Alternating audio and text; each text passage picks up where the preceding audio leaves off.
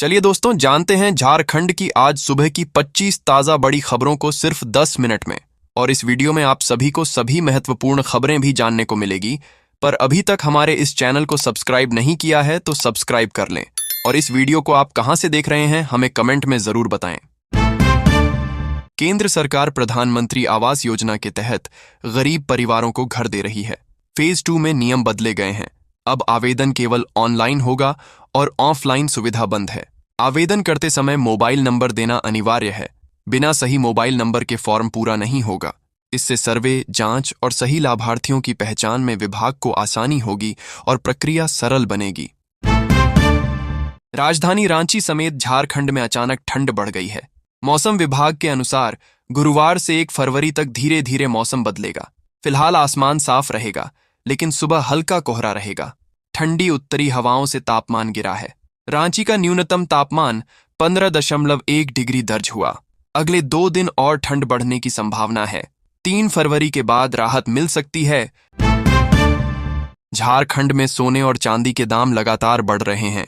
रांची में 22 कैरेट सोना 1,52,900 रुपये और 24 कैरेट सोना 1,60,550 रुपये प्रति 10 ग्राम हो गया है। चांदी 4 लाख रुपये प्रति किलो पहुंच गई है। गहने खरीदते समय BIS हॉलमार्क जरूर देखें। यही शुद्धता की सरकारी पहचान है। झारखंड में नगर निकाय चुनाव की घोषणा हो गई है। 29 जनवरी से नामांकन शुरू होगा और 4 फरवरी तक चलेगा। मतदान 23 फरवरी को तय है। इसी दिन जैक की इंटर हिंदी परीक्षा भी निर्धारित है। शिक्षा विभाग ने जैक से परीक्षा तिथि की समीक्षा को कहा है। हालांकि राज्य निर्वाचन आयोग ने साफ किया है कि मतदान 23 फरवरी को ही होगा। जैक परीक्षा की तारीख या केंद्र बदल सकता है। नेता प्रतिपक्ष बाबूलाल मरांडी ने राज्यवासियों को चेतावनी दी है। उन्होंने कहा कि हेमंत सरकार नागरिकों की सुरक्षा और वादों में भरोसा नहीं कर रही। व्यवसायी, किसान, स्वास्थ्य और शिक्षा से जुड़े लोग परेशान हैं। युवा प्रतियोगी परीक्षाओं और नौकरी के इंतजार में हैं। मरांडी ने जनता को सतर्क रहने की सलाह दी है। मुख्यमंत्री हेमंत सोरेन ने कहा कि झारखंड के लिए ऐसा बजट जरूरी है जो युवाओं, गरीबों और हर वर्ग को आगे बढ़ाए। बजट संतुलित और विकास वाला होना चाहिए। उन्होंने बताया कि अगला बजट लगभग 1 लाख करोड़ रुपए का होगा। राज्य को आगे बढ़ाने के लिए राजस्व बढ़ाने और लोगों के सुझाव लेने पर जोर दिया गया। बंगाल में चुनावी माहौल के बीच 3 अहम ट्रेनों के नए स्टेशनों पर ठहराव को मंजूरी मिली है।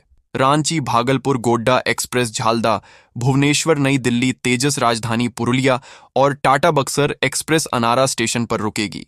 रेल मंत्रालय जल्द ठहराव की तारीख घोषित करेगा। इससे पुरुलिया की रेल कनेक्टिविटी बेहतर होगी। देश भर के बिजली अभियंताओं की संस्था ने 12 फरवरी को हड़ताल का ऐलान किया है। ये हड़ताल बिजली के निजीकरण और नए बिजली कानून के विरोध में होगी। संस्था ने कहा कि सरकार ने फैसला नहीं बदला तो बिजली सप्लाई प्रभावित हो सकती है। कर्मचारियों का कहना है कि नया कानून सस्ती बिजली, नौकरियों और सार्वजनिक बिजली व्यवस्था के खिलाफ है। भाजपा विधायक दल के नेता बाबूलाल मरांडी ने कहा कि नगर निकाय चुनाव गैर दलीय हैं, इसलिए भाजपा किसी प्रत्याशी का नाम घोषित नहीं करेगी। सांसद और विधायक भी खुलकर प्रचार नहीं करेंगे। पार्टी अंदरूनी तौर पर मजबूत प्रत्याशी को समर्थन देगी। कोशिश रहेगी कि एक ही प्रत्याशी चुनाव लड़े और कार्यकर्ताओं में आपसी टकराव न हो। आदित्यपुर नगर निगम वार्ड 23 में बारिश में जल जमाव और गर्मियों में पानी की कमी लोगों की बड़ी समस्या बन गई है। नाले साफ नहीं होने से गंदगी और बीमारियों का खतरा बढ़ गया है। लोग निजी टैंकरों पर निर्भर हैं। प्रशासन ने आश्वासन के बावजूद कोई ठोस काम नहीं किया। निकाय चुनाव से पहले जनता अब अपने वोट से काम करने वालों को चुनना चाहती है। UGC के नए इक्विटी नियम 2026 से झारखंड के विश्वविद्यालयों में विरोध बढ़ गया है। छात्रों और शिक्षकों का कहना है कि नियम समानता के बजाय असंतोष और तनाव बढ़ा सकते हैं। वे चाहते हैं कि सरकार और UGC सभी से चर्चा करके नियमों में संतुलन बनाएं, ताकि विश्वविद्यालयों में पढ़ाई और सामाजिक माहौल प्रभावित न हो। रांची में बाबूलाल मरांडी के सोशल मीडिया पोस्ट पर कांग्रेस नाराज है। कांग्रेस नेता राकेश सिन्हा ने कहा कि बीजेपी शहरी निकाय चुनाव नहीं चाहती थी। सरकार ने ट्रिपल टेस्ट और OBC आरक्षण पूरा कर चुनाव का रास्ता साफ किया। कांग्रेस ने मांग की है कि नगर निकाय चुनाव पुरानी नहीं बल्कि अद्यतन मतदाता सूची के आधार पर कराए जाएं, ताकि सभी मतदाता वोट कर सकें। केंद्र सरकार ने पीएम सूर्य घर मुफ्त बिजली योजना के तहत 10 गांवों को सोलर विलेज के रूप में चुना है। इन गांवों में स्कूल, स्वास्थ्य केंद्र और सरकारी भवन सौर ऊर्जा से जोड़े जाएंगे। गांवों के बीच प्रतियोगिता होगी। सबसे अधिक सोलर क्षमता लगाने वाले गांव को 1 करोड़ रुपये का पुरस्कार मिलेगा। योजना का मकसद गांवों को स्वच्छ, सस्ती और आत्मनिर्भर बिजली देना है। खरसावां से झामुमो विधायक दशरथ गगराई के भाई विजय गगराई ने रांची में भाजपा ज्वाइन कर ली।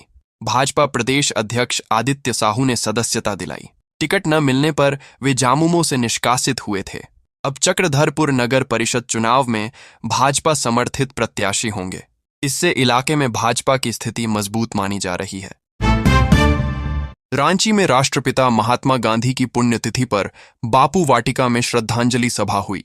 राज्यपाल संतोष कुमार गंगवार और मुख्यमंत्री हेमंत सोरेन ने प्रतिमा पर पुष्प अर्पित किए। नेताओं ने सत्य और अहिंसा के मार्ग को याद किया। मंत्री दीपिका पांडेय सिंह और सांसद महुआ माझी मौजूद रहीं। विपक्ष और राजनीतिक दलों ने भी बापू को नमन किया। धनबाद में नगर निगम चुनाव को लेकर बीजेपी ने मेयर उम्मीदवार तय करने की प्रक्रिया शुरू की। जिला कार्यालय में राज्य स्तरीय समिति की मौजूदगी में रायशुमारी हुई। इसमें नेताओं और कार्यकर्ताओं ने संभावित उम्मीदवारों पर अपनी राय दी। पूर्व विधायक रणधीर सिंह ने सभी की बातें सुनी। मेयर पद के लिए संजीव सिंह, चंद्रशेखर अग्रवाल, प्रमोद लाल और रमा सिन्हा के नाम सामने आए। रांची में श्रम मंत्री संजय प्रसाद यादव ने लापरवाह अधिकारियों को चेतावनी दी। झारखंड कौशल उत्कर्ष कार्यक्रम में उन्होंने ईमानदारी से काम करने को कहा। कार्यक्रम में 52 युवाओं को बेंगलुरु और मुंबई नौकरी के लिए भेजा गया। 39 युवाओं को सम्मान मिला।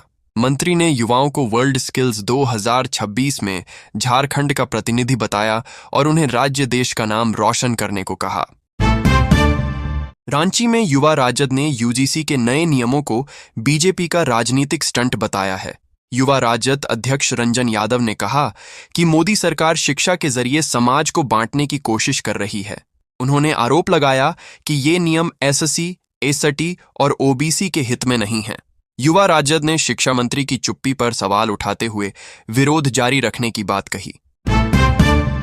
धनबाद में नगर निगम चुनाव को लेकर माहौल गर्म है। शहर की पहली मेयर इंदु सिंह ने शुक्रवार को महापौर पद के लिए नामांकन दाखिल किया। वह सैकड़ों समर्थकों के साथ रोड शो करते हुए समाहरणालय पहुंची। इस मौके पर उनकी बहू आशनी सिंह भी मौजूद रहीं। आशनी सिंह ने कहा कि इंदु सिंह के कार्यकाल में शहर का विकास हुआ और इस बार भी जनता उन्हें मेयर बनाना चाहती है। रांची में सड़क सुरक्षा को लेकर मोरहाबादी मैदान में रोड सेफ्टी मैराथन का आयोजन किया गया। इसमें युवाओं, स्कूली बच्चों और आम लोगों ने भाग लिया। आयोजन का उद्देश्य ट्रैफिक नियमों के प्रति जागरूकता बढ़ाना था। प्रतिभागियों ने हेलमेट, सीट बेल्ट और सुरक्षित ड्राइविंग का संदेश दिया। प्रशासन ने कहा कि नियमों का पालन करने से सड़क हादसों में कमी लाई जा सकती है